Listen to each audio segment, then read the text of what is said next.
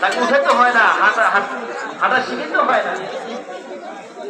এখন তো বাচ্চাদেরকে, আমাদের মানুষের বাচ্চাকে হাঁটানোর জন্য বিভিন্ন বয়স ব্যবহার ওয়ার্কার আছে, বিভিন্ন ভাবে কিভাবে হাঁটানো শেখানো যায়। কিন্তু গরুর বাচ্চা, ছাগলের বাচ্চা কারণ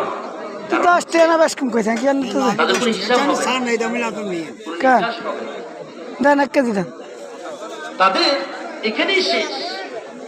কিন্তু আমাদের কি এখানে শেষ না? আরেকটি পথ আছে, আরেকটি গন্তব্য আছে, আরেকটি ঠিকানা আছে না নাই? সেই ঠিকানায় আমরা যাতে করে শান্তি পেতে পারি, সমৃদ্ধি পেতে পারি, আমরা যাতে করে জান্নাত পেতে পারি, এজন্য আল্লাহ রাব্বুল আলামিন আমাদেরকে অত্যন্ত মায়া করে ভালোবেসে তিনি আমাদেরকে কোরআন দিলেন, বুঝালেন, বান্দা এভাবে চলো না, ওইভাবে চলো। এভাবে চললে তুমি কোথায় যাবা? জাহান্নামে যাইবা, আগুনে পড়বা। কিন্তু আমরা থাকিবা, আমরা কি? বিশ্বনবী একটা হাদিস শুনে, বিশ্বনবী বললেন, সাহাবারা তোমরা কি আমার উদাহরণ নিবা? আমার উদাহরণ তো ওই ব্যক্তির মতো, যে ব্যক্তি রাতের অন্ধকারে আগুন জ্বালালো, রাতের অন্ধকারে যখন আগুন জ্বালায় কি আসে?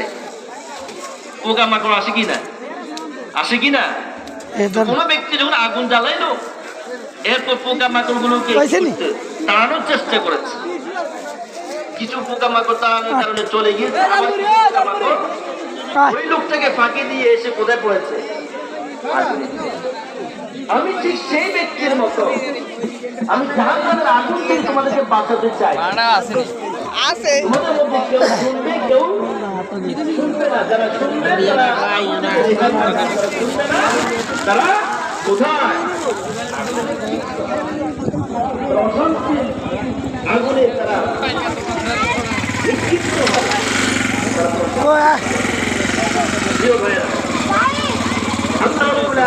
আমাদের বান্দা